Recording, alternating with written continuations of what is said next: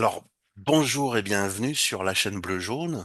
Euh, Aujourd'hui, le titre de l'émission, j'ai décidé de l'intituler Rester saint d'esprit. Et puis, il y a un petit jeu de mots avec le saint et puis l'esprit, bien sûr. Donc, j'ai failli l'appeler autrement parce que j'étais en train de regarder une vidéo de le docteur Fouché, Louis Fouché, et qui disait qu'aujourd'hui, l'héroïsme moderne, c'est parfois de ne pas devenir fou face notamment aux multiples crises, tellement la vie est devenue difficile, même si on est nombreux à s'être habitués, à avoir fait preuve de résilience. On est quand même face à une multiplicité des crises depuis quelques années, entre la santé, la sécurité, l'éducation, l'emploi, l'inflation, les relations de plus en plus polarisées entre les gens. De plus en plus, on doit marcher sur des œufs souvent quand on aborde certains sujets avec les gens. Quand on se rappelle 5, 6 ans en arrière, c'est vrai qu'on n'avait pas forcément ces efforts à faire en plus pour, pour ne pas froisser en fait des idées ou des idéologies des gens. Et puis cette polarisation donc entre les gens et puis entre les genres aussi maintenant, hein, parce que comme vous le savez maintenant, à ce qui paraît, il y a plusieurs genres. Alors euh, j'ai une observation, c'est que en fait, quand ça fait aussi longtemps qu'on vit des crises, parce que les crises elles sont aussi arrivées à avant cette fameuse période d'il y a 5 ans là, avec la crise sanitaire. Hein, certains disent quand ça fait 40 ans qu'on vit en crise, c'est plus une crise, c'est un système. Donc un système dû à quoi? Est-ce que on n'est pas là pour faire de la politique, hein? Pas du tout, mais parfois il peut savoir d'un système de gouvernance, puis là, ça nous dépasse toujours plus ou moins. Ça peut être des idéologies. Et puis euh, face à ça, eh bien, il y a deux observations. C'est qu'on peut être soit dans la posture du déni, et ça peut être même salvateur, hein, de pas vouloir voir parce que euh, on a déjà assez à faire par nos obligations quotidiennes de tous les jours. Et puis il y a cette autre posture qui est de vouloir comprendre. Voilà.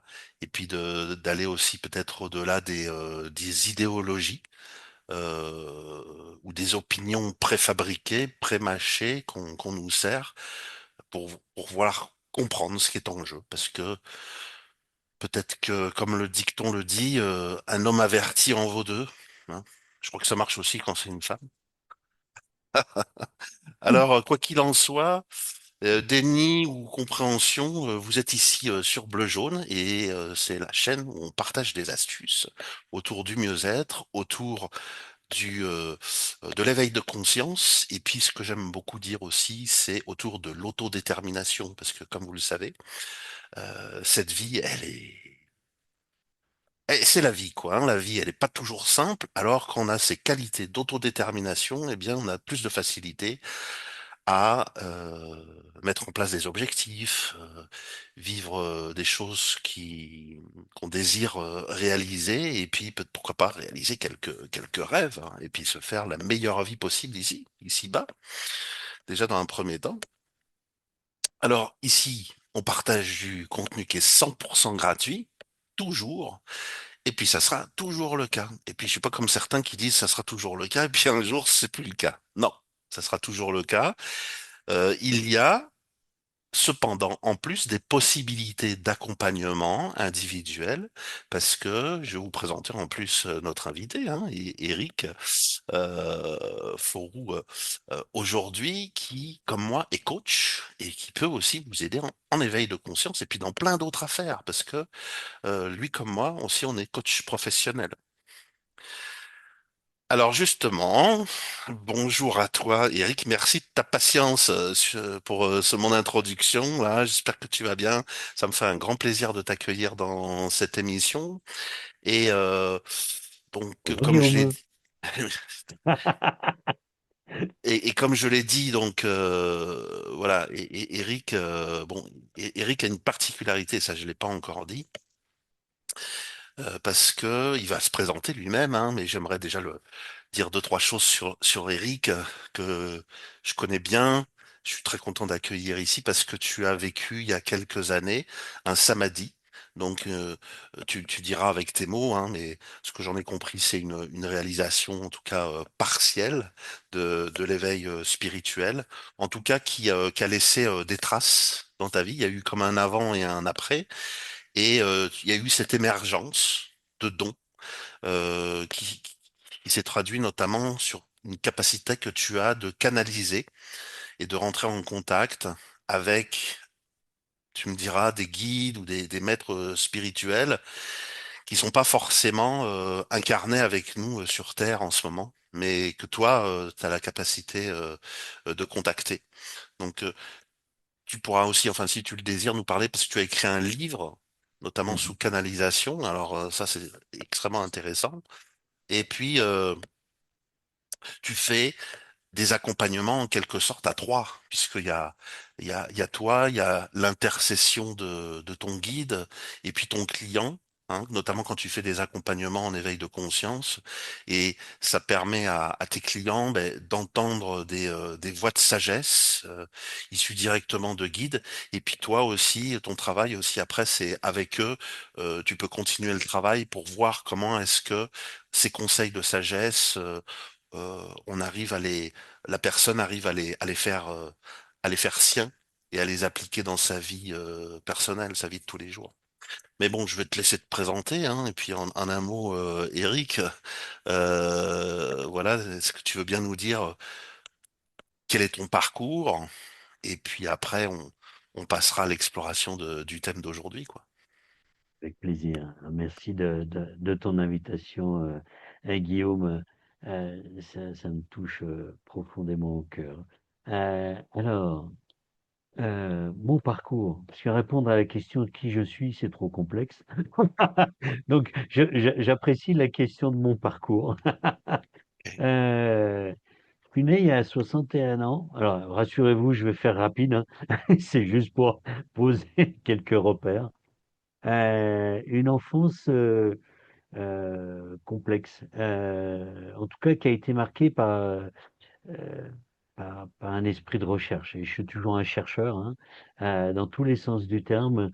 Je me préoccupais, à 14 ans, je lisais ma première revue de physique quantique. Je m'intéressais à la pyramide de Khéops, aux cathédrales, comment elles se construisaient. J'intuitais qu'il y avait des proportions, etc., des choses non visibles. Et très, très vite, j'ai été mystique. C'est-à-dire, c'est vraiment. Euh, j'ai été pour ma famille catholique, enfin traditionnelle en France, voilà. Et par contre, moi, je me suis tourné très très vite vers le mysticisme. Donc la relation directe, ce qu'on peut appeler le divin, hein, voilà. Enfin après, ça nous envoie à plein de notions, mais qui après avoir coupé, après mes études d'ingénieur, voilà, des choses très rationnelles. Voilà, j'ai travaillé dans l'industrie et puis effectivement un jour j'ai fait un burn-out et puis au cours de formation, ensuite en coaching pour des certifications, etc. À un moment, j'ai vécu un éveil. Alors pourquoi le comment je sais le raconter, mais le pourquoi, c'est que ça devait être ainsi, un éveil partiel, hein. Donc ça m'a dit, que me parlent les yogis en particulier, ils évoquent ce terme, et ça a changé ma vie. Ça l'a tellement bousculé que j'en ai mis 5 ans à me restructurer une vie, hein. J'ai tout changé dans ma vie. 5 ans pour retrouver des bases solides, en tout cas à reconstruire, euh, comment dire, pour trouver un consensus en- entre le manifesté et le non manifesté, entre l'incarnation et l'invisible, etc., etc. Après avoir récupéré ses dons, commencer à explorer ces dons, voilà, dont la médiumnité en est un, mais médiumnité channel, hein, puisque le contact avec des guides, c'est ce qu'on appelle le channeling. Un guide, on reviendra peut-être sur ces notions-là, en tout cas, il y en a un en particulier qui est venu depuis 10 ans, il y a 10 ans, c'est Maître Saint-Germain, en tout cas dans son nom actuel tel qu'on le connaît de nos jours. Et il y a 6 ans, il m'a demandé de le représenter pour canaliser ces enseignements. Alors, je suis pas le seul, hein, évidemment, à canaliser Maître Saint-Germain. Et il m'a demandé, j'ai eu l'honneur de recevoir un livre qui s'appelle Entrée dans l'ère du Verseau, hein, et qui comporte des chapitres de ses enseignements, voilà, qu'il a souhaité transmettre pour cette ère très particulière, euh, qui n'est pas le sujet du jour, mais qui est cette transition vers ce qu'on appelle la nouvelle humanité, la nouvelle terre, un nouvel humain plus conscient, plus dans l'amour, mais pas l'amour psychologique, dans un amour incarné, quoi, un vrai amour incarné, voilà. Voilà comment j'accompagne ben, en coaching spirituel, voilà, coaching de conscience, coaching de méditation, et puis aussi donc pour guider les personnes dans leur question, par rapport à leur questionnement existentiel, hein, sens de leur vie, etc. aussi. Et puis il y a une autre dimension qui est aussi une dimension plus d'accompagnement pour libérer des blocages hein, karmiques, euh, transgénérationnels, présence d'entités parfois, etc., liées aux maladies, pas aux maladies, etc. Enfin bref, je ne veux pas trop m'étaler sur le sujet, puisque c'est Ouais, pas c'est l'objet parfait. complet, mais Oui, oui, oui, c'est voilà. très bien, très très bien. Voilà. On sent que t'as l'habitude de le raconter, ce parcours. Alors, merci, c'était limpide. Et justement, en préparant cette émission, donc j'ai eu du mal à la nommer, cette émission, justement, parce que euh, la première idée, j'avais, c'est de reprendre l'expression de Louis Fouché, c'est-à-dire en tant qu'action héroïque, comment ne pas devenir fou. Alors, tu sais que je fais de la PNL aussi, puis Ouais. on a comme dans PNL des métaprogrammes, et il y en a notamment deux. Hein. Il y a ce métaprogramme qui est éviter de, ce qu'on dit, c'est Mhm. souvent les gens qui veulent éviter d'avoir on va dire, des emmerdements, pour le dire simplement.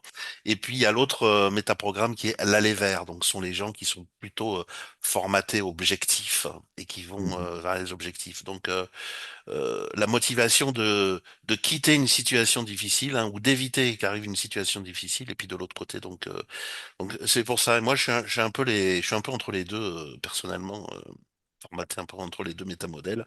On est tous quelque part, a priori, dans ces façons de se représenter les choses. Et donc, je sais toujours pas laquelle choisir. Alors, je te propose de prendre celle qui t'inspire le plus, tu vois.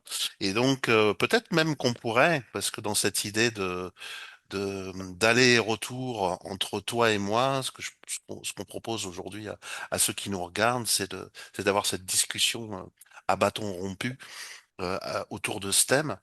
Et toi, c'est ce que je disais, la particularité que tu as, c'est qu'en plus, tu peux tu peux te référer à une tierce personne ou à des tierces personnes, en l'occurrence, avec tes guides. Donc, qu'est-ce qui dirait, la question que j'ai envie de te poser, qu'est-ce que toi tu dirais, d'abord, dans un premier temps? Est-ce qu'elle fait sens aujourd'hui pour toi, cette question, comment, en tant qu'action héroïque, ne pas devenir fou Ouais. aujourd'hui ou rester sain d'esprit? Qu'est-ce que tu dirais de cette question? Qu'est-ce qu'elle t'évoque, toi? Ouais, elle m'évoque, déjà dans un premier temps, qu'est-ce que la folie ou qu'est-ce qu'être saint d'esprit? Pour avoir vécu, ça m'a dit, et ça m'a renvoyé euh, vraiment à un moment à tout envoyer bouler, parce que non accompagné, non guidé, hein, en Occident, en Europe, on ne sait pas ce qui nous arrive. Tout d'un coup, enfin du moins à l'époque, ça nous tombait dessus. Aujourd'hui, j'ai fait le chemin, donc j'accompagne parfois des personnes par rapport à ça. Mais peu importe, la notion de folie telle que je l'ai parcourue, des gens me disaient après, wow, quel courage t'as eu, tout envoyer balader pour créer ce que tu voulais créer, mettre en place ce que tu voulais mettre en place. Je leur Hmm, réponds, est-ce que c'était du courage ou de la folie? hmm. Et pour moi, aujourd'hui, cette notion de folie ou de courage dans notre vie, alors je ne parle pas de maladie mentale, hein, mais de ce qu'on appelle communément la folie, je le qualifie plutôt, c'est quelque chose d'extrême, c'est trop simpliste. de mon point de vue, pour l'avoir parcouru. C'est à la fois un mélange de courage, d'inconscience, de conscience, de guidance, euh, de soutien ou d'absence de soutien.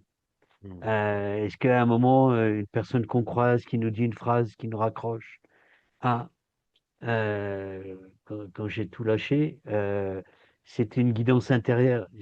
Euh, j'ai eu un hurlement intérieur que je ne pouvais pas ne pas suivre.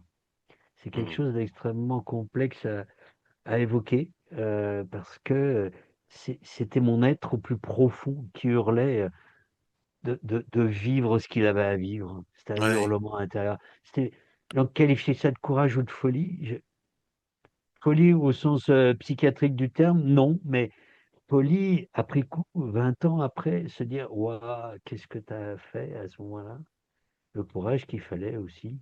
Mm. Très Voilà. intéressant.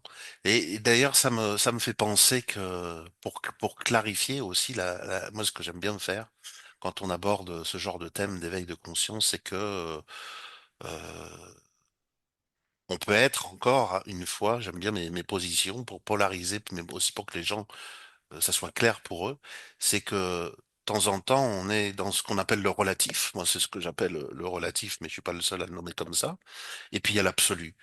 Donc, l'idée du relatif, c'est quand nous sommes des êtres ordinaires, quand nous fonctionnons avec comme 99,99999% de l'humanité, euh, avec nos attachements, avec nos rejets, avec nos, nos dissonances cognitives maintenant, hein, parce que depuis 5 ans, on en a de plus en plus.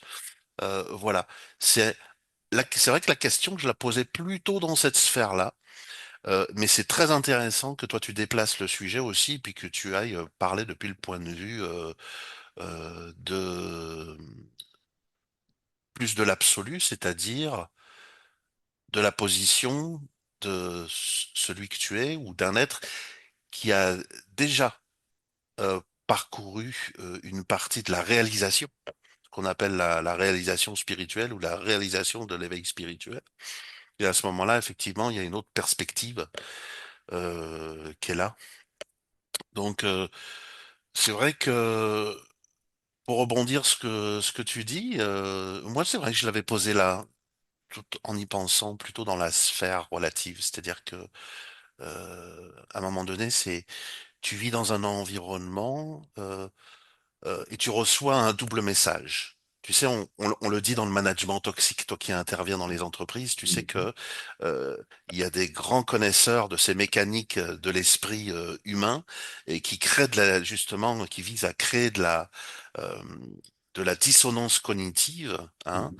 Et grosso modo, c'est quand on te dit, bah écoute, continue à avancer tout droit et en même temps recule, hein, tu vois, ou C'est les euh, injonctions paradoxales hein, les qu'on utilise injonctions en paradoxales, coaching comme absolument. terme. Oui, oui, oui, oui, oui, oui, oui. Fais ci, mais et puis ça, et puis l'opposé aussi, quoi.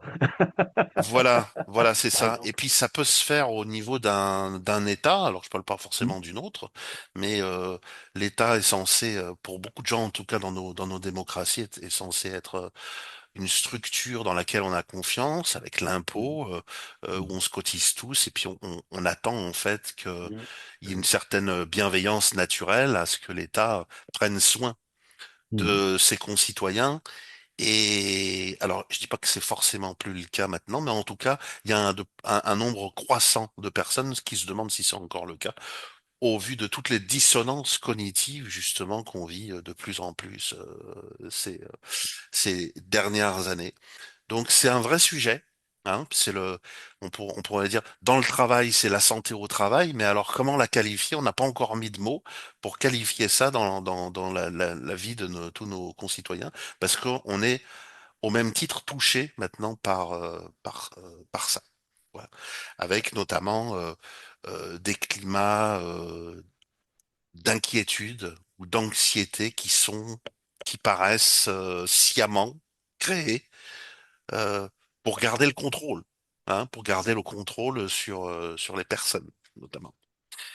Et puis dans le management toxique, ça a souvent été des demandes du haut de la hiérarchie pour écarter des gens sans par exemple avoir à faire des plans sociaux, Mhm. à les licencier officiellement, mais à en décourager ou en un certain nombre d'une façon tellement significative qu'ils finalement ils finissent par partir d'eux-mêmes. Voilà. Mhm.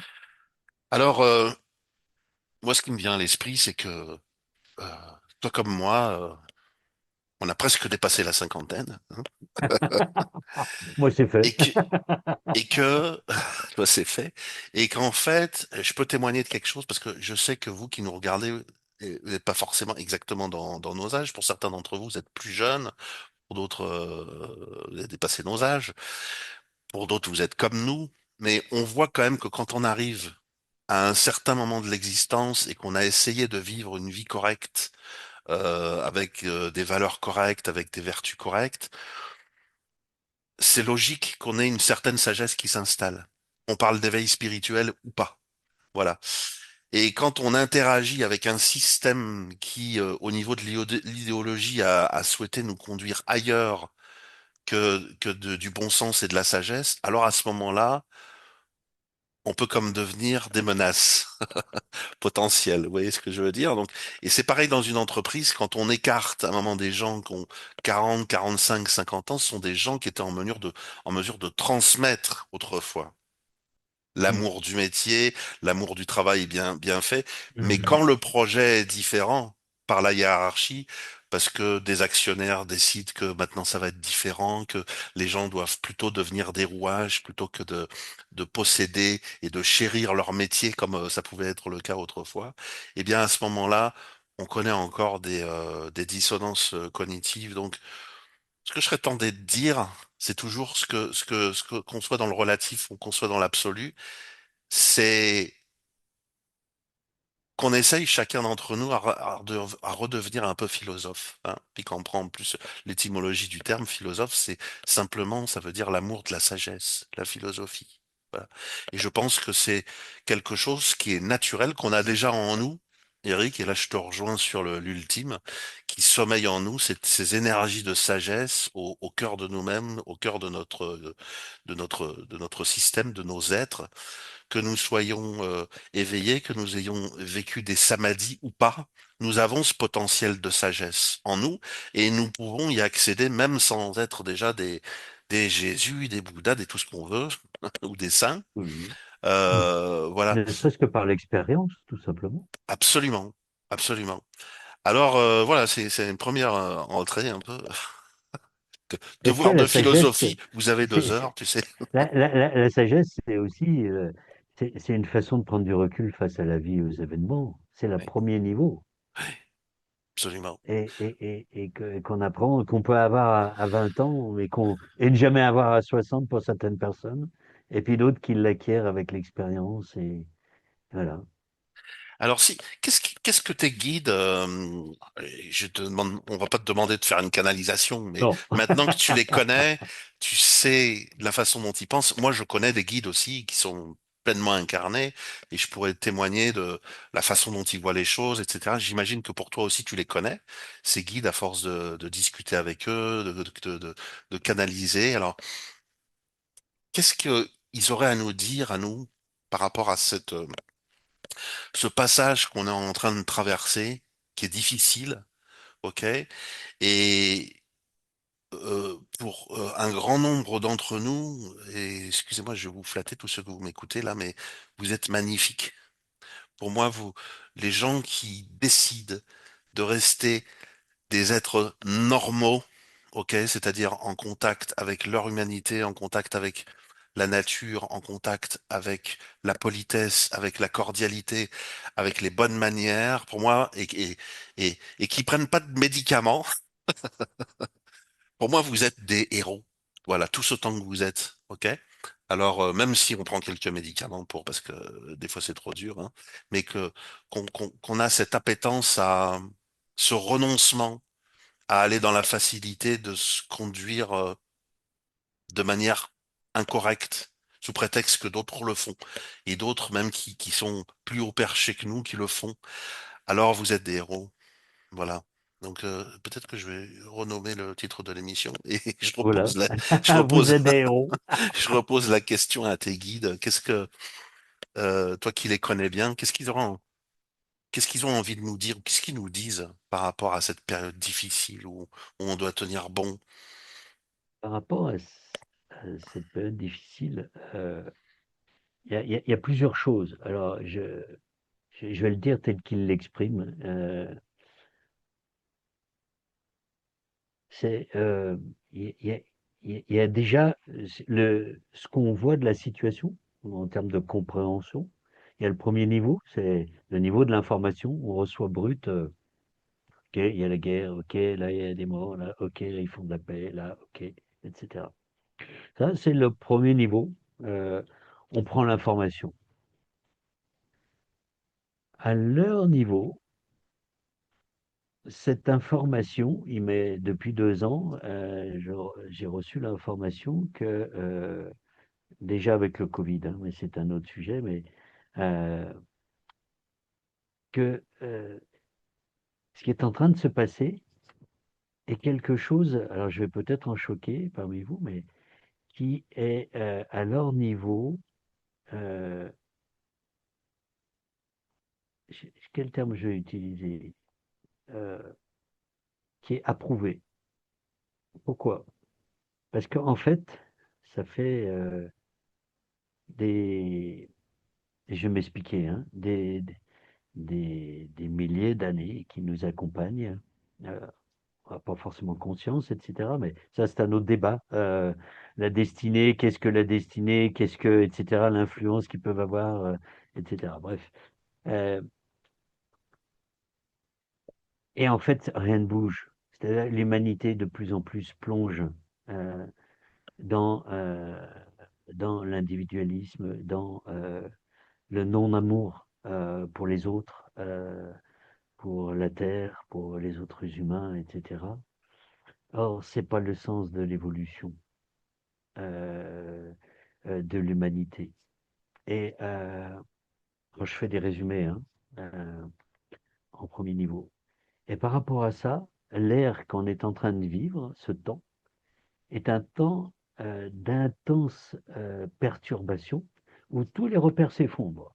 Hein. Et le plus grand exemple, et en cela Trump est fabuleux, et je pèse mes mots, vous allez comprendre pourquoi, c'est que pour eux, euh, plus on perd nos repères, plus on est déstabilisé, et plus les gens vont aller vers la conscience qu'il existe autre chose que ce qu'on vit.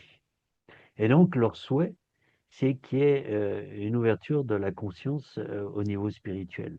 Amener le plus en plus d'individus à la conscience, alors après, du plus grand que soi, du grand architecte, etc., etc. Parce que ce qu'on remarque, c'est que pour 99% des gens à peu près, il faut une crise pour que les gens se tournent vers la spiritualité. Et je ne parle pas de spiritualité en tant que religion, mais pour ceux qui le souhaitent, bien évidemment, c'est un refuge qui est noble hein, et qui peut amener à bien d'autres choses, mais à la spiritualité au sens large du terme. C'est-à-dire quel est le sens de la vie hein. La première question qu'on se pose quand en général on commence à se tourner vers la spiritualité, euh, pourquoi est-ce que Dieu accepte ça? Si un Dieu existe, s'il est amour, pourquoi il y a ça qui se passe? Et puis quel est le sens de ma vie et qu'est-ce que j'ai à faire là-dedans? C'est les 4 premières questions globalement qu'on se pose et que l'humain, confronté à des atrocités, à des crises monstrueuses, en fait, ça va être un retournement. Et en fait, la situation actuelle euh, est en partie cautionnée du fait de la recherche de retournement de l'humanité par rapport à tout ça. Voilà. Hmm, merci. Et ça fait écho d'autant plus ce que tu dis, c'est que j'écoutais un prêtre l'autre jour là. J'ai plus son nom, mais qu'on voit de plus en plus sur les réseaux sociaux là, qui a une chaîne et puis qui est dans la vulgarisation en fait Mhm. de sa parole et donc et qui faisait l'observation que on observe en ce moment. de plus en plus une recrudescence des baptêmes Exactement. dans les églises et d'une façon assez record. Donc ça vient faire un écho un peu avec ce que tu dis. C'est-à-dire que les gens, en l'occurrence, dans ce cas-là, ont cherché à se brancher quelque part C'est ça. pour trouver des ressources, sans doute. Je comprends ce que veulent dire tes guides parce que ça me fait écho aussi, c'est que on a l'habitude, toi comme moi par exemple, on est des professionnels de l'accompagnement, donc on est formé à plusieurs disciplines, comme par exemple le coaching maïeutique, et on sait qu'on a tous des ressources. Mais là, Mhm. dans cette époque, euh, on est au-delà en fait des ressources dont on a besoin habituellement. Voilà. Alors ça fait écho. Et puis peut-être aussi, j'ai pensé à une chose quand tu as parlé de religion versus spiritualité. Alors moi j'aimerais réconcilier tout le monde avec ça parce que moi ce que j'adore c'est aussi les mots. Je fais de la Mhm. PNL et en PNL on aime les mots et changer les mots et voir ce qui se passe quand on les change, ou en tout cas les représentations. Mais là c'est juste pour revenir à l'étymologie du mot religion. Il y a quelque chose de très intéressant je ne savais pas avant de l'apprendre. Ça fait pas si longtemps que ça que je le sais, c'est que il y avait deux origines à religion. Il y avait deux mots en latin, hein. Mhm. Mhm. Le premier est religere, donc c'est très subtil, hein, religere, et l'autre est religare, d'accord? Et donc il Mhm. y en a un, alors, je sais plus exactement, peut-être que je me trompe entre les deux, mais peu importe, hein. Il y en a un qui dit je me relie à l'extérieur. Mhm.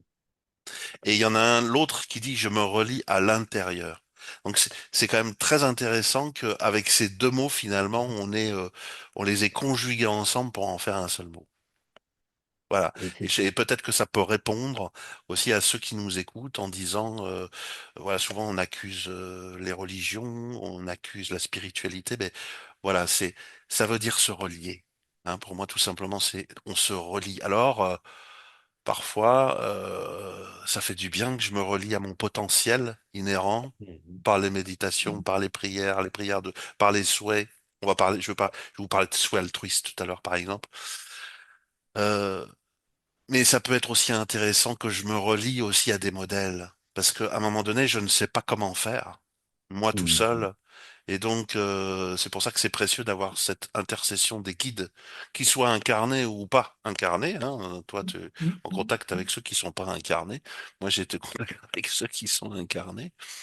Euh, et ce que je trouve très sain dans la façon dont tu relates les choses, c'est que finalement, il nous, tu dis des choses suffisantes pour qu'on comprenne, qu'on s'ouvre, mais c'est pas trop de sorte à faire en sorte que nous gardions notre responsabilité. Ah, Voilà. c'est fondamental. Et moi, ce que j'aime bien en toi, c'est que justement, tu as cette conscience de là, c'est que on avance pour avancer, pour s'émanciper, pour se libérer, et pas nécessairement, tu sais, c'est une discussion qu'on avait eu aussi, d'ailleurs, c'est le titre d'une émission que j'avais fait, Le lièvre et la tortue, c'est de se laisser séduire Oui, par comment dirais-je, par des dons, et finalement euh, de se faire comme de devenir, j'allais dire, avide de choses sensationnelles, si tu vois ce que je veux c'est dire, hein. c'est Voilà. l'illusion que moi je nomme entre le but et le chemin.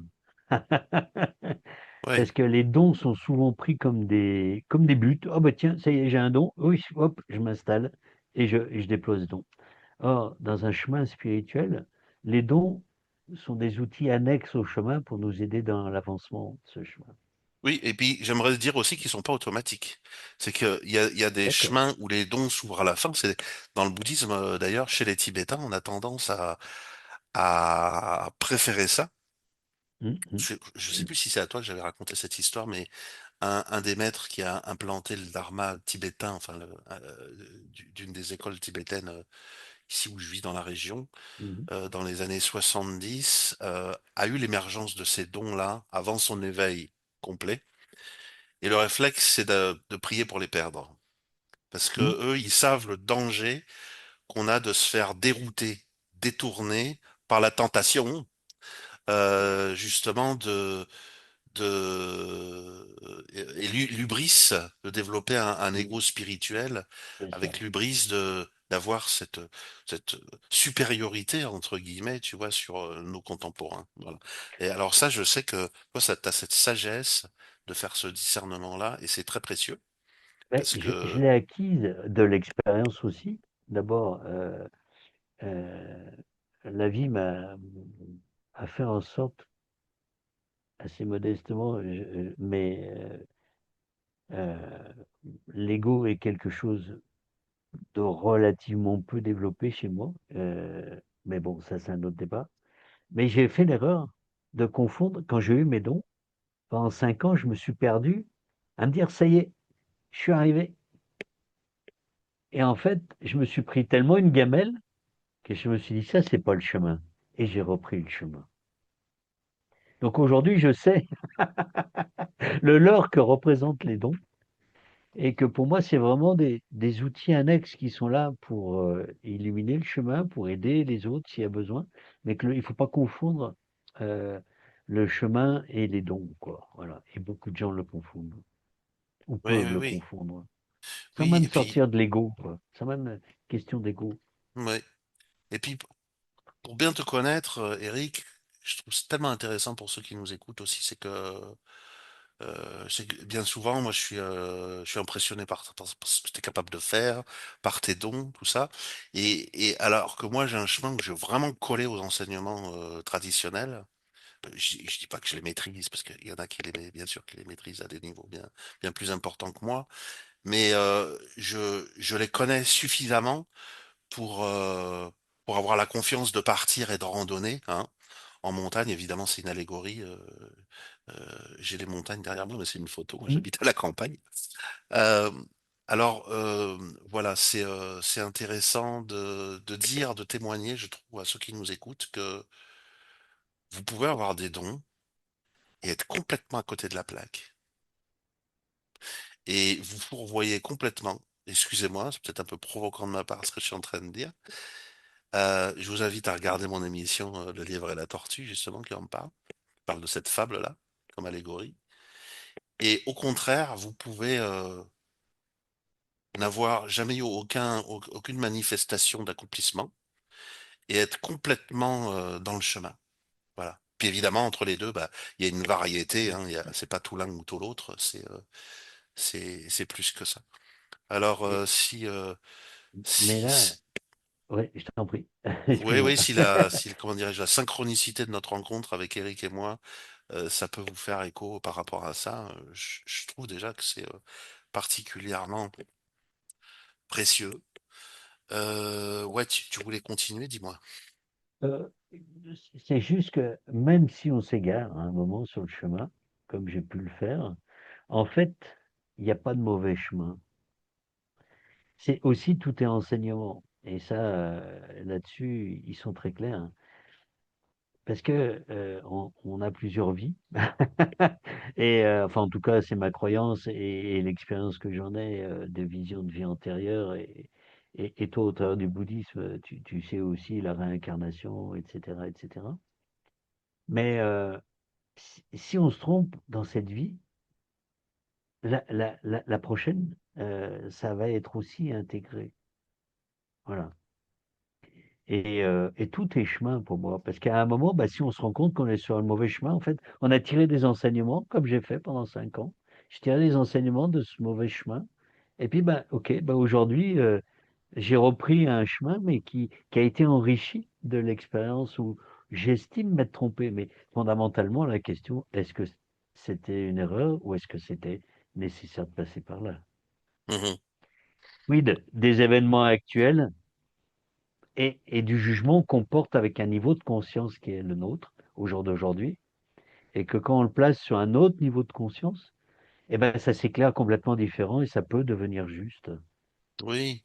Et puis, ce qui peut rassurer aussi nos concitoyens qui nous regardent ou les gens qui nous regardent, c'est euh, toutes ces expériences, ces témoignages autour des EMI, par Mhm. exemple des expériences de mort imminentes. Il y en a tellement maintenant qu'ils sont arrivés à ils sont arrivés à des estimations sur la planète pour déterminer le nombre de personnes qui a eu ça. Ah, ok.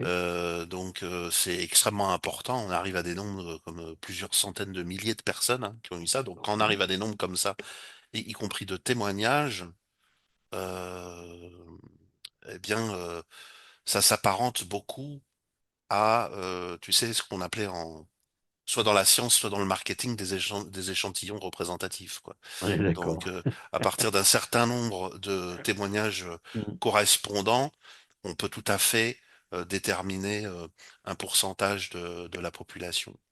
Mhm. Et puis valider que ces et ces témoignages sont cohérents, sont Mhm. cohérents et certainement véritables.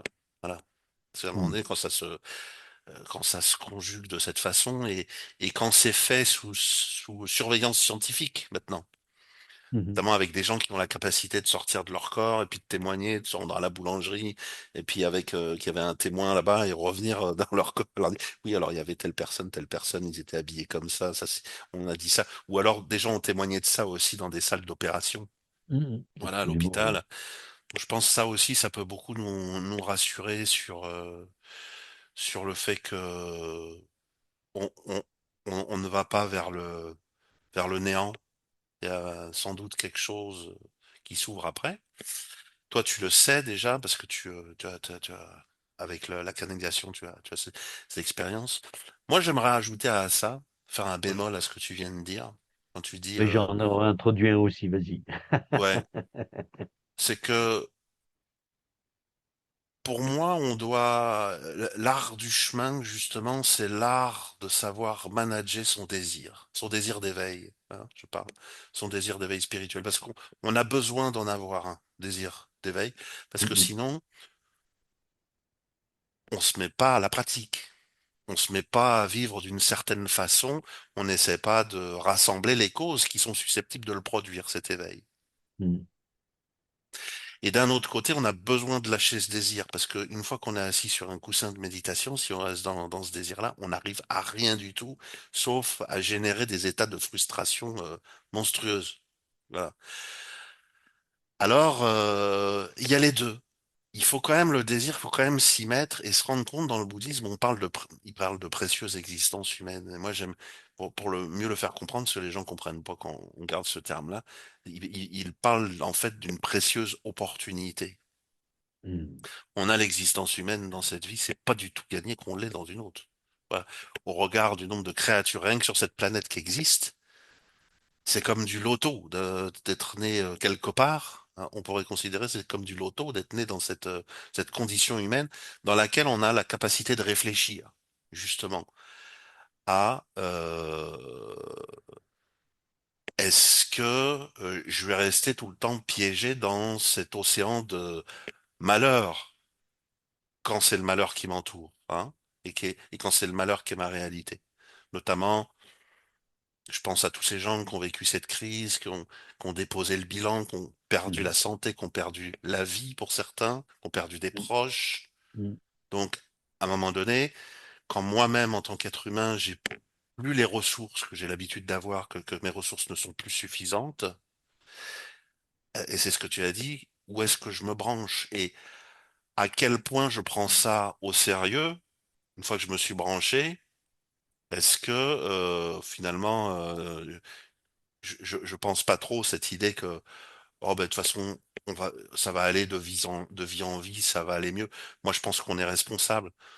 On, on récolte ce qu'on sème, ce qu'on Mhm. pense, ce qu'on dit, ce qu'on acte. La Voilà donc loi de cause à même si on effet. n'en a pas conscience, alors Ouais, c'est pas tout parce à fait. que je le fais pas exprès que à un moment donné je cause pas du mal, tu vois. Mhm. Euh, ou Absolument. et donc c'est à moi Alors, je pense que cette précieuse, percuter sur cette précieuse opportunité, hein, en tant qu'être humain, Mhm, pour aller avoir ne serait-ce que la curiosité de se connecter à des ressources que vous n'avez pas encore. En fait, vous les avez, mais elles sont tellement enfouies profondément, en vous que ça demande un acte extraordinaire, c'est-à-dire qui sort de l'ordinaire pour vous y relier. Voilà, c'est ça que je voulais juste rajouter par rapport à ce que tu disais. Et puis aussi peut-être de façon plus légère, parfois juste guider ceux qui nous écoutent aussi sur des choses toutes simples qu'on peut faire. Moi, je m'en rappelle, par exemple, je sais pas ce que tu avais fait toi pendant le confinement, mais il y a des gens qui l'ont très très bien vécu, et puis il y en a des gens qui l'ont vécu très difficilement. Moi, je dois dire que j'oscillais un peu entre les deux. Il y a eu des moments difficiles, et je me souviens on s'est connecté, on avait fait un zoom avec un maître tibétain. Et en fait, c'est là que j'avais percuté qu'il nous avait dit, tu sais, quand vous faites vos méditations, vous pouvez maintenant, parce que l'instruction en général, c'est on regarde vers le bas quand tu fais la mhm, méditation, tu vois. mhm, Et là, il disait, non seulement vous pouvez regarder devant vous, mais en plus, vous pouvez regarder vers le haut et par la fenêtre. Si c'est pas facile parce que vos fenêtres sont mal agencées par rapport à chez vous, regardez même un tableau. mhm, Un tableau représentant la nature ou le ciel bleu, voilà. Et en fait, euh, j'ai été, euh, j'ai été surpris parce que c'est extraordinaire. Je me suis intéressé plus tard à ce mouvement oculaire des yeux, parce qu'il se passe mhm. quelque chose avec le mouvement oculaire, en fait, C'est clair. au niveau des yeux. Et c'est quelque chose que vous pouvez tout à fait faire. Voilà. Soit quand vous méditez, de temps en temps, vous n'êtes pas obligé, vous pouvez garder vos habitudes, mais de temps en temps, ah, je suis curieux de voir ce qui se passe, alors quand je fais mes méditations, ben, je regarde en l'air par Mhm, la fenêtre. Je peux le faire aussi quand je me promène en forêt, hein, en marchant. C'est au lieu de regarder tout le temps par terre, je regarde vers la ligne d'horizon ou au loin mhm, la cime des arbres. Et puis de cette marche en forêt, en plus, je peux en tirer d'autres bénéfices parce il y a la connexion avec les arbres. Alors, mhm. sans paraître comment on va appeler ça, perché, hein, parce que c'est spécial les gens qui embrassent les. Ça peut paraître spécial à certains, en tout cas, les gens qui embrassent les arbres, etc. Mais déjà, on vous parle pas je vous parle pas d'embrasser les arbres. Je vous parle de vous reconnecter aux arbres, c'est-à-dire de les regarder, parce que bien souvent, déjà, vous sortez, vous avez votre téléphone, laissez votre téléphone chez vous.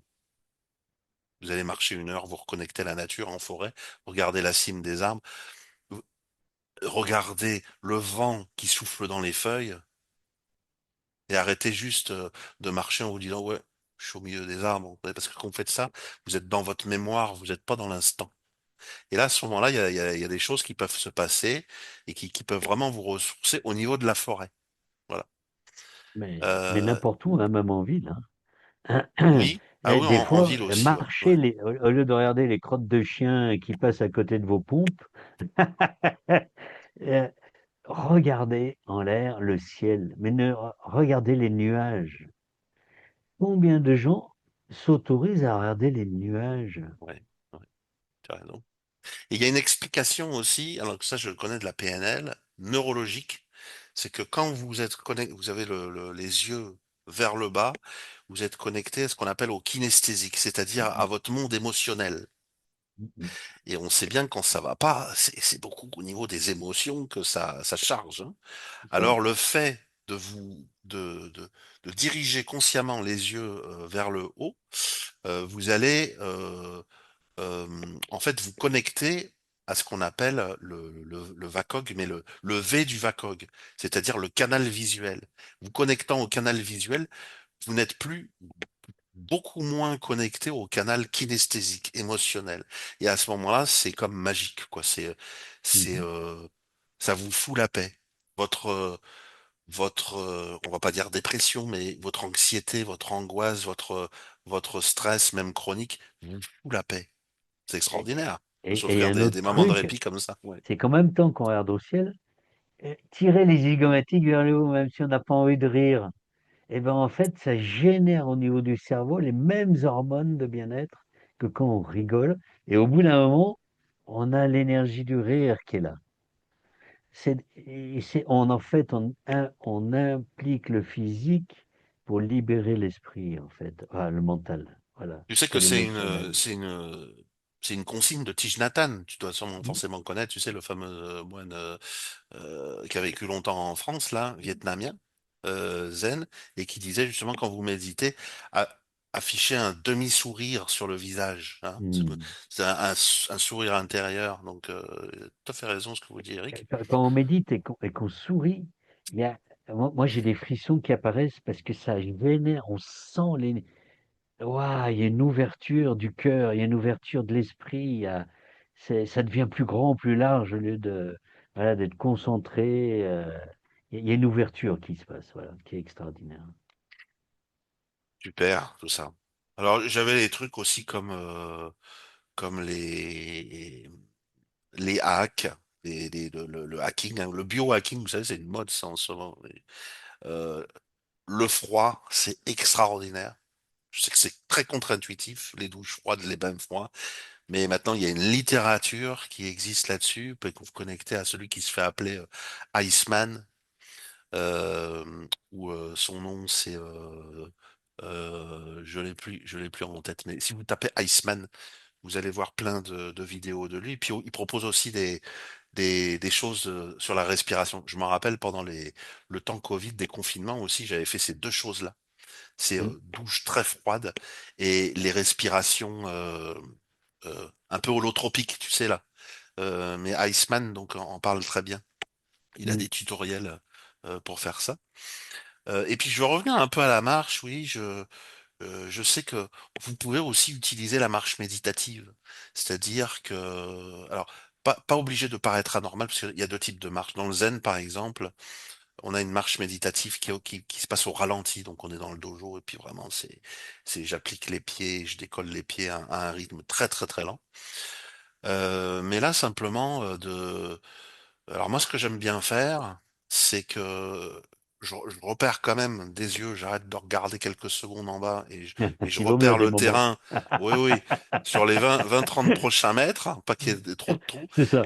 et je me mets à fermer les yeux pendant la marche. Alors je marche pas spécialement vite, et là je me laisse un peu flotter, et donc ce qui se passe, c'est que naturellement votre conscience s'aiguise sur l'endroit où vous mettez vos pieds, sur vos autres sens que la vue, par exemple. Je sais que dans le chamanisme, par exemple, on peut se mettre à marcher à l'envers aussi dans la forêt. Mhm. Ils peuvent inviter les gens à marcher à l'envers.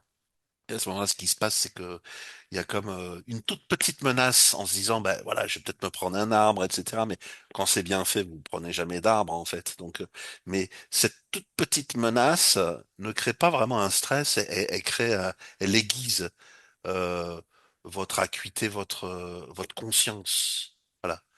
Même Donc, l'intuition, le ressenti. C'est-à-dire qu'on se met à ressentir l'énergie des arbres au bout d'un moment. Et si on approche d'un arbre, on va l'éviter parce qu'on va le sentir. hmm. Très intéressant. Alors voilà, c'était des petites clés pour répondre quand même, vous donner des trucs concrets par rapport au thème je pourrais vous en donner plein d'autres parce que Mais j'ai suivi la j'en ai un, moi. formation de sophrologue moi aussi et puis on sait qu'en sophrologue par exemple on a des exercices euh, qui sont tirés du yoga en fait mais qui sont beaucoup plus accessibles par la sophrologie parce qu'on est des occidentaux même si je sais que vous êtes beaucoup à faire du yoga.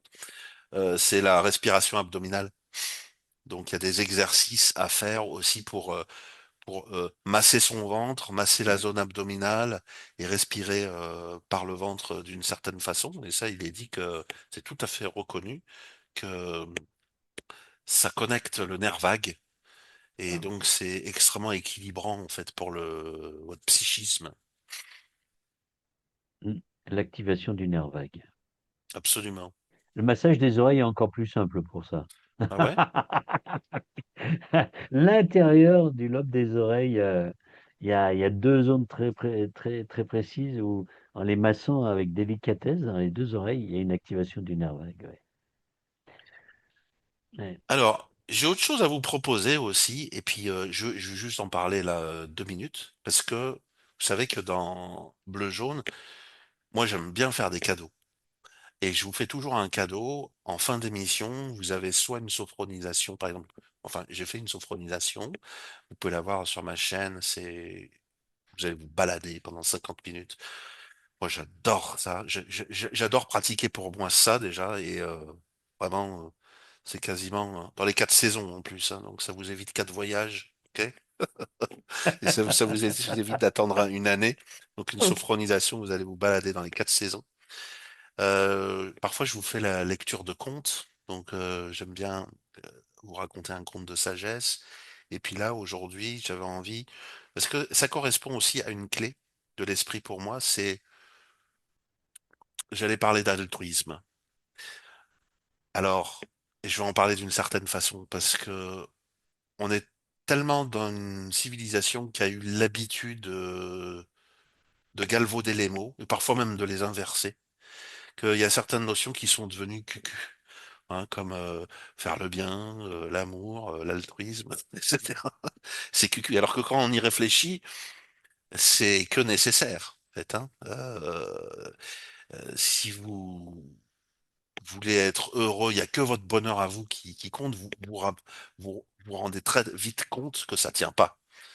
Comme logique, je donne souvent cet exemple. Aller à une fête où tout le monde s'emmerde et fait la gueule, vous n'allez pas être heureux. Vous voyez. Vous êtes heureux si vous allez à une fête où tout le monde est content et s'amuse et apprécie la musique et apprécie la présence des gens et les gens se sourient les uns les autres. Là, vous avez passé un super moment. C'est bien la preuve que votre bonheur, il passe aussi par celui des autres. Vous voyez. Là, c'est qu'un exemple, mais il y en a plein d'autres. Donc, l'altruisme que j'ai envie de proposer, c'est un altruisme stratégique. Pourquoi? Parce que, en fait, pour sortir de ces problèmes, on se rend pas compte, mais la caractéristique de l'ego, c'est que l'ego, c'est comme une structure d'enfermement. Et ce serait comme je sais pas comment le dire, une sorte de créature, allez, pourquoi pas, hein, pour faire une métaphore, c'est comme si c'était une créature qui veut garder, qui veut garder.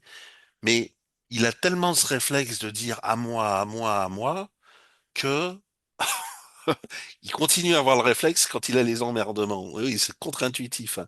Donc, le fait de sortir de votre ego, vous allez sortir de vos problèmes. Et ça, c'est extraordinaire. Donc, ce que je propose de faire tout à l'heure, ce que vous allez découvrir, c'est une lecture alors, vous pouvez le prendre de deux façons. Soit vous appelez ça des prières, soit vous appelez ça des souhaits. Et puis, il y en a, ils arrivent à faire la jonction des deux, ils arrivent à appeler ça prière de souhait. Alors, encore une fois, vous voyez, vous avez le choix. On vous a dit, il y avait religare, religere, hein, vous reliez à vous, à votre bon sens. Il y a des choses dans cette prière de souhait qui vont pas vous parler, les gardez pas. Et il y a des choses que vous allez trouver magnifiques, mais gardez-les. Et si en plus je vais vous faire un copier-coller dans le descriptif, donc vous pourrez le garder. Et je sais qu'il y a plein de gens d'entre vous qui aimeraient vous connecter à la prière, qui aimeraient vous connecter au souhait altruiste, parce que ça fait tellement du bien quand vous l'avez déjà fait. Vous vous rendez rendu compte que ça fait du bien aux autres parce que ça émane quelque chose. Moi, j'y crois. Et je suis pas le seul à y croire. Et puis en plus, ça a été maintenant vérifié aussi scientifiquement. Ça, c'est une autre histoire, je pourrais vous en parler une prochaine fois. Euh, mais ça vous fait du bien à vous. Donc, moi, j'ai entendu une fois le Dalai Lama dans une session dire, il y avait plein de catholiques qui étaient venus le voir. C'était à Nantes, c'était en 2008. Et j'avais trouvé ça, mais j'ai absolument génial comme façon de dire les choses. C'est à un moment donné, ce qui fait sens pour vous, prenez-le. Ce qui fait pas sens pour vous, oubliez-le tout de suite. Ouais. Donc, n'ayez pas peur de prendre dans ces versets que je vais lire tout à l'heure, de copier-coller ce qui vous va. Voilà. Et puis, si ça vous inspire. Alors, ça, c'était juste pour introduire le sujet, ce que je vous ai écouté tout à l'heure. Euh, Qu'est-ce que t'en penses d'ailleurs? On pourrait continuer un tout petit peu sur ce thème de, cet ego. Même si tu dis ne pas en avoir beaucoup, je crois que t'en as encore un peu, parce que si t'en avais plus, Waouh, on aurait un honneur absolu là d'avoir quelqu'un qui est arrivé au bout du chemin, hein. J'y suis Euh, pas. et c'est quoi selon toi la problématique de cet ego fixiste? Moi j'ai envie de l'appeler. Il fixe les choses quand même, hein. C'est ça il nous embête avec ça. Alors, moi, on va dire que j'ai une vision qui est modelée par Maître Saint-Germain, et le livre. C'est l'ego est quelque chose qui s'est construit durant l'enfance pour nous protéger. Donc l'ego, il y en a qui parlent de tuer l'ego, moi ça me choque. Enfin, il y a des gens qui ont des théories comme quoi il faut massacrer l'ego, il faut supprimer l'ego, etc. Non. Et de toute façon, c'est plus on va chercher à le supprimer, plus il va se renforcer, puisque par définition, il est là pour notre sécurisation. Sauf qu'il nous maintient et il est bloqué dans le temps, dans un temps très lointain, renforcé par les expériences de l'adulte, éventuellement. Et en fait, fondamentalement, dans l'accompagnement que je fais, c'est lui apporter de l'amour. Fondamentalement, plus on apporte de l'amour à notre ego, et plus il s'alchimise en sécurité intérieure. C'est justement, il s'est construit sur la perception du manque d'amour, sur la perception de l'insécurité. L'insécurité fondamentale d'un enfant, c'est par rapport à l'amour. L'amour, c'est égal survie, puisque l'amour égale on me nourrit, on me protège, on me change, je suis bien. Euh, et ça, c'est vraiment les fondements, les bases, en tout cas, de l'ego et de sa construction. Et donc, l'ego, pour moi, n'est pas à détruire, mais à aimer, fondamentalement. À aimer, alors, avec un principe que, que, que, comme tu évoquais juste avant, avec l'idée que plus on va l'aimer, mais avec un amour sincère, mais avec l'idée que plus on va l'aimer, on a conscience aussi que il va, on va pouvoir lui rendre sa liberté et il va pouvoir se libérer. Voilà. Quand je parle d'alchimiser, puisque c'est un des principes de Maître Saint-Germain, c'est l'alchimie, c'est non pas combattre, non pas. Euh, et c'est au travers de la voie du milieu, en fait. Hein, on en a parlé une fois tous les deux. Bon, ça, c'est un sujet en soi, mais quand on parle, c'est j'ai pris des raccourcis en expliquant cette notion liée à l'ego. Euh, mais fondamentalement, le, le remède, s'il peut avoir un remède à l'ego, c'est l'amour. Voilà. D'accord, c'est comme Je- si tu parlais d'un ego qui serait fonctionnel et un ego qui serait dysfonctionnel. C'est ça que j'entends. Donc, un ego nourri d'amour et pas un ego qui reste fixé sur ses frustrations, ses insatisfactions, pour ses moi, plaintes. en fait, il reste fixé si on cherche à le combattre ou si on n'y fait rien.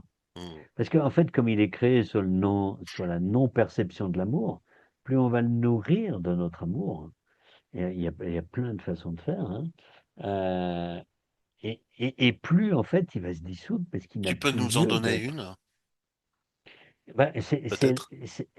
la plus fondamentale, c'est l'acte d'aimer notre ego.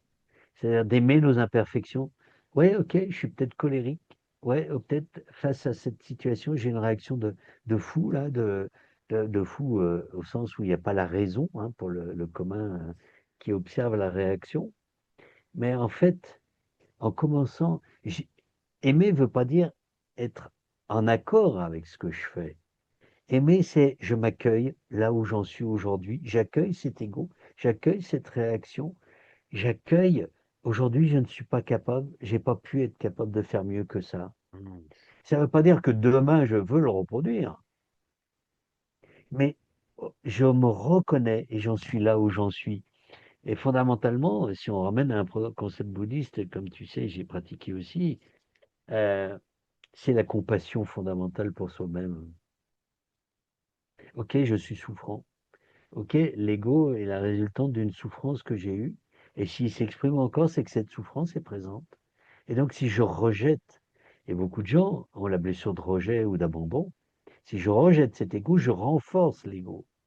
Oui. Donc, Et tu viens. si j'aime cet ego, ah, Oui. dans sa caractéristique de ce qui me fait vivre, Mhm. Mhm. dans l'accueil, en fait, voilà. Tu viens de dire quelque chose de très sensé, selon moi, qui est l'accueil. Ouais. L'accueil inconditionnel, à un moment donné, ça rejoint la conversation qu'on avait tout à l'heure en Mm, disant je reconnais qu'à un certain stade, je ne suis pas en capacité de, hein. D'où de la richesse de se connecter avec des maîtres qui, eux, sont en capacité de, et qui nous montrent que c'est possible, du coup, parce que ce sont des êtres humains. En tout cas, pour mm, ceux qui sont incarnés, mm, hein, voilà. mm, Ou ceux qui ne le sont pas, ils l'ont souvent été, hein, voilà. mm, Ils l'ont été par le passé. Parce que, on entend souvent dans le jargon, il faut lâcher prise, il faut lâcher prise, il faut lâcher prise. mm, mm, Et moi, j'aime dépasser cette notion et d'aller comme tu dis, dans la notion d'accueil mm, mm. inconditionnel. OK? Et pas d'acceptation. Parce qu'en français, acceptation, ça veut dire oui. Donc moi, Oui. je l'ai substitué au Alors, mot accueil. oui, oui. Accueil ou acceptation, euh, pas acceptation dans le sens je valide moralement ce que ça veut Voilà, dire, tout mais à fait. acceptation dans le sens où je laisse les choses, Voilà, comme je ne suis pas capable de m'y opposer parce que c'est trop fort, c'est plus c'est fort que ça, moi comme c'est ça. mécanisme, à ce moment-là, je l'accepte et voire même je l'embrasse. Hein, tu vois, moi je suis Ouais. dans cet Mm, accueil d'embrasser. Alors c'est pour ça que c'est toujours intéressant de se questionner les uns les autres parce que sinon on s'arrête à l'apparence des mots, mais on sait très bien que derrière les mots, chacun met sa propre expérience derrière c'est chaque ça. mot. Donc c'est ça. À un moment donné, par exemple, ça m'est déjà arrivé, ça, de dire à un moment donné, je suis dans une mauvaise phase, et en fait, toutes mes ressources, bah, ça marche plus. De coach, de sophrologue, de tout ce Mhm, que tu veux, de mhm, méditant, mhm, ça marche plus. Et de me retrouver à dire, bon, voilà, là, je suis vraiment, vraiment, vraiment pas un moment facile du tout, hein. Ah, il y a plein d'épreuves dans l'existence, on le sait, hein, qui sont des moments pas faciles, hein. Perdre des gens qui nous sont chers, perdre nos parents, mhm, perdre des mhm, amis, euh, perdre des situations, hein, mhm, comment avoir affaire à des situations inextricables, etc., hein. À un moment donné,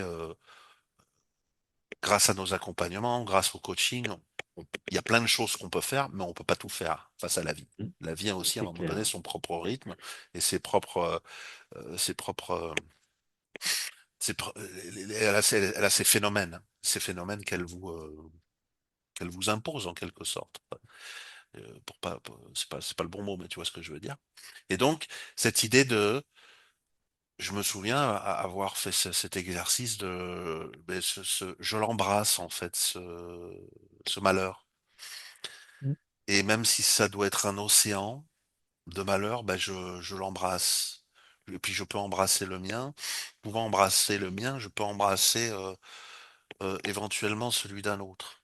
mm, Et à un moment donné, on se rend compte qu'il y a comme une ouverture au niveau du cœur, hein, mm. de notre compassion, et c'est vraiment physique. L'expérience est Ouais. physique, ça agit comme un baume, ok? Mm, Pas juste moral à dire ah bah c'est bien hein, d'être compassionné ou d'être miséricordieux. C'est pas la question, c'est qu'à un moment donné, ça s'opère, hein, et pour tout le monde, c'est pareil. On mm, a un centre énergétique là, au niveau du cœur, et quand c'est activé, ça agit comme un baume.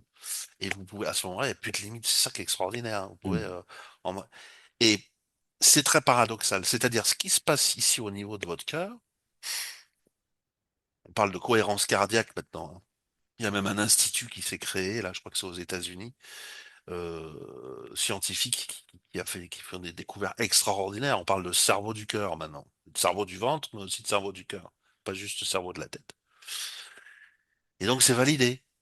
On vit une période extraordinaire, c'est que c'est de plus en plus de choses qui étaient de l'ordre du spirituel sont maintenant aussi validées par la science. Donc, merci beaucoup à toi, Eric, d'avoir Merci, témoigné, Guillaume. de nous avoir présenté ton parcours super riche. J'espère qu'on aura la chance et le bonheur de te retrouver Ah, je euh, l'espère aussi. prochainement.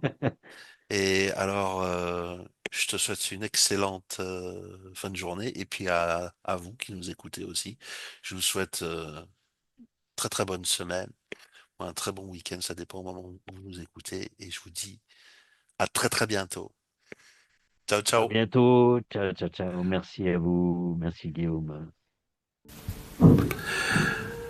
Par toute la vertu que j'ai d'avoir composé parfaitement cette entrée dans la conduite des bodhisattvas, puissent tous les êtres s'engager dans la conduite des bodhisattvas. Partout où ils se trouvent, dans toutes les directions, puissent les corps et les esprits affligés de souffrance ou de maladie obtenir, par mes mérites, un océan de bonheur et de joie.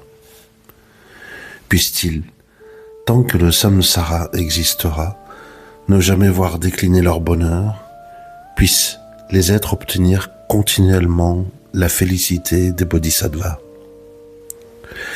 Tous ceux qui se trouvent dans quelque enfer que ce soit dans l'univers, ceux qui ont une telle existence, puissent-ils jouir du bonheur de la terre de félicité. Puissent ceux qui sont affligés du froid obtenir la chaleur. Puissent ceux qui souffrent de la chaleur être rafraîchis par l'ondée ininterrompue issue du grand nuage des bodhisattvas. Puissent les forêts aux feuilles qui sont des épées se transformer en forêts d'arbres de santal. Puissent les arbres aux pointes qui transpercent se transformer en arbres qui exaucent les souhaits. Puissent les régions des enfers se transformer en paradis, où sur des lacs aux grands lotus odorants, des canards sauvages, des cygnes et autres oiseaux font résonner leurs chants merveilleux. Puissent les tas de braises se transformer en tas de joyaux, puisse la terre embrasée se transformer en sol de cristal. Puissent les montagnes qui écrasent se transformer en palais incommensurables d'offrandes et être remplies en la félicité. Puissent les pluies de braise, de pierres ardentes et d'armes se transformer désormais en pluie de fleurs. Puissent dorénavant les guerres et les batailles devenir des échanges de fleurs amicaux. Puis ceux qui sont entraînés dans les torrents de feu où leurs os de jasmin blanc sont mis à nu, ayant obtenu un corps de Dieu par la force de ma vertu, s'ébattre en compagnie de déesses dans les cascades célestes. Par quoi les terrifiants hommes du Seigneur de la mort, ces chacals, de ces vautours, sont-ils donc effrayés? Par quelle puissance sont donc dissipées de toutes parts les ténèbres et répandue la force pure de la félicité et de la joie? Regardant vers le haut, il voit Vajrapani, flamboyant, qui trône au milieu du ciel.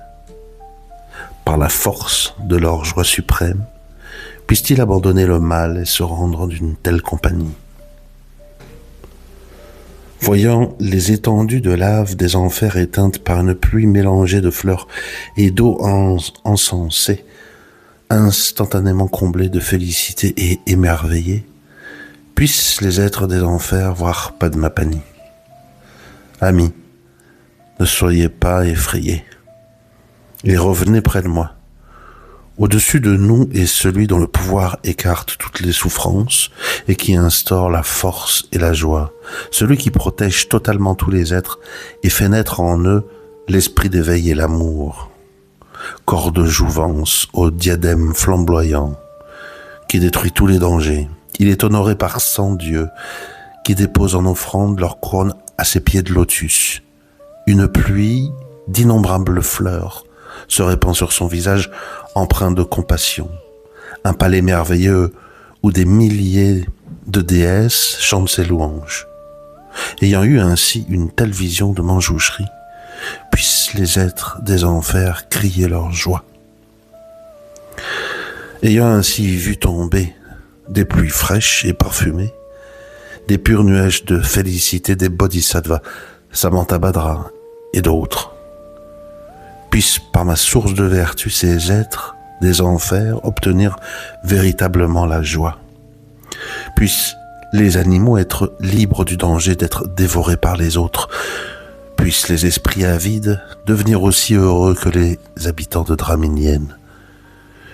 Puissent les esprits avides être rassasiés par l'ondée de lait qui s'écoule de la main du puissant noble Chenrezig et jouir de la fraîcheur de ce bain. Puissent les aveugles voir et les sourds entendre pour toujours. Tout comme Mayadevi, puissent les femmes enceintes engendrer sans douleur, puissent tous ceux qui sont nus être vêtus, les affamés être rassasiés, les assoiffés trouver l'eau et des boissons délicieuses, puissent les démunis obtenir la richesse, puissent les malheureux obtenir la joie, puissent les désespérés retrouver l'espoir et des conditions idéales, continuelles. Puissent tous les êtres affligés de maladies se trouver promptement guéris, puissent les maladies des êtres, sans aucune exception, disparaître à jamais. Puissent ceux qui sont effrayés ne plus avoir peur, puissent ceux qui sont attachés être libérés. Puissent les faibles devenir puissants et avoir un esprit d'entraide. Puissent tous les voyageurs être heureux partout où ils vont et que les projets qu'ils forment se trouvent aisément accomplis. Puissent tous ceux qui partent en bateau ou en vaisseau voir se réaliser tous leurs souhaits et étant revenus sains et saufs au rivage, puissent-ils se réjouir en retrouvant leurs proches.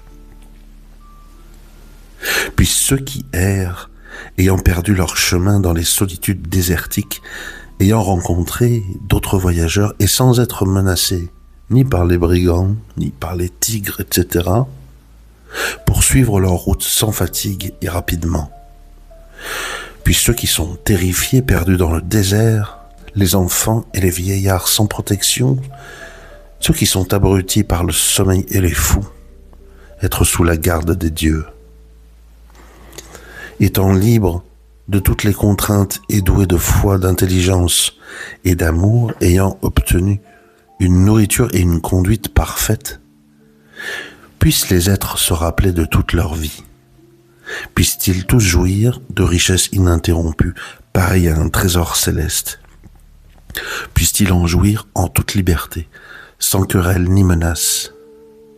Puissent les êtres qui ont peu d'éclat devenir resplendissants, puissent ceux qui sont laids et dans la misère devenir beaux et être dans les meilleures conditions.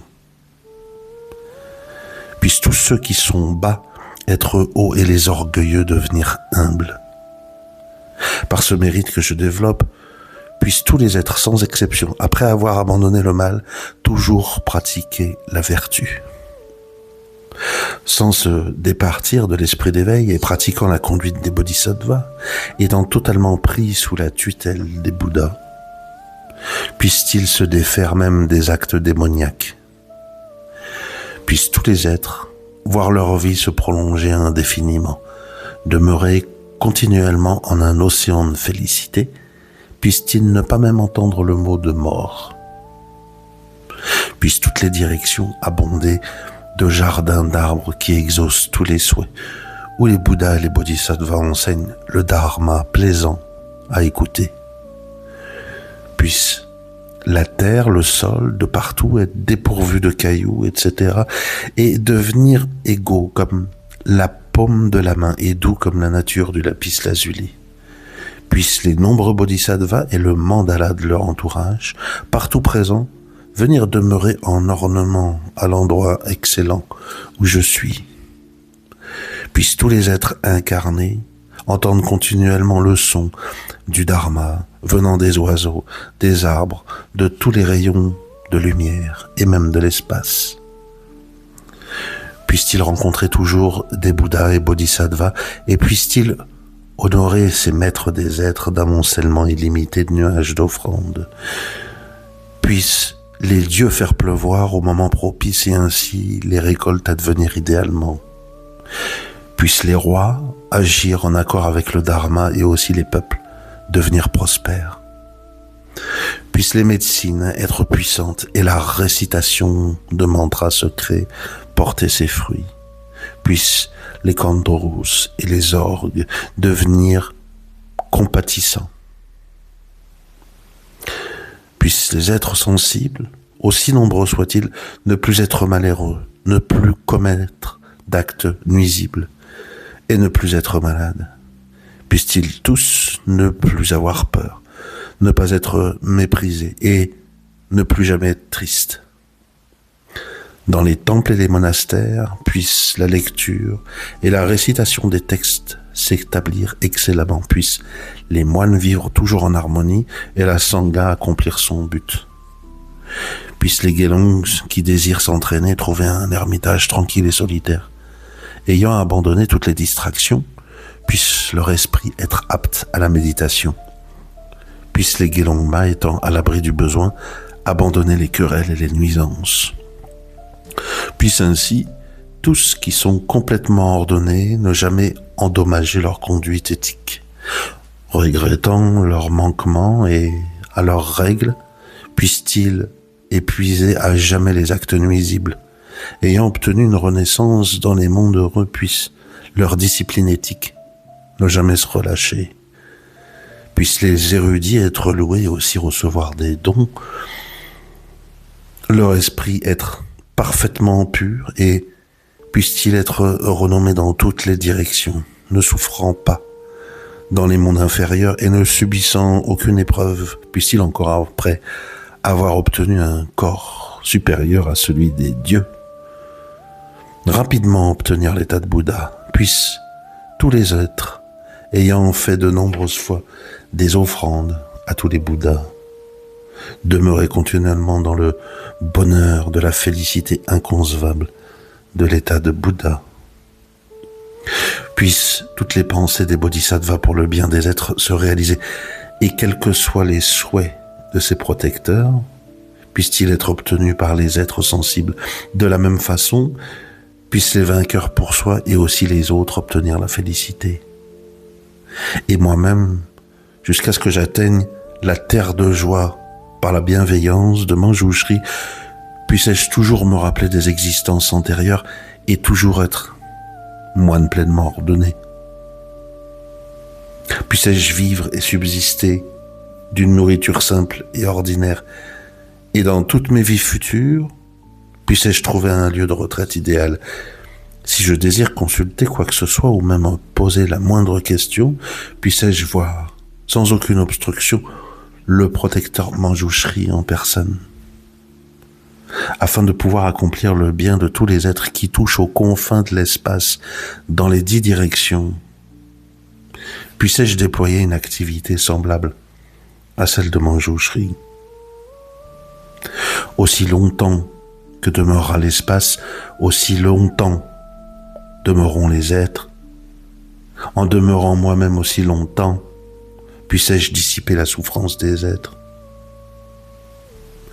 Quelles que soient les souffrances des êtres, puissent-elles toutes mûrir en moi. Par la sangha des bodhisattvas, puissent les êtres jouir de la félicité, unique remède à la souffrance des êtres et source de tout bonheur, puisse la doctrine être supportée, honorée et demeurer longtemps. Je me prosterne devant Manjushri, par la bonté duquel apparaît l'esprit vertueux. Je me prosterne aussi devant l'ami spirituel par la bienveillance duquel je progresse.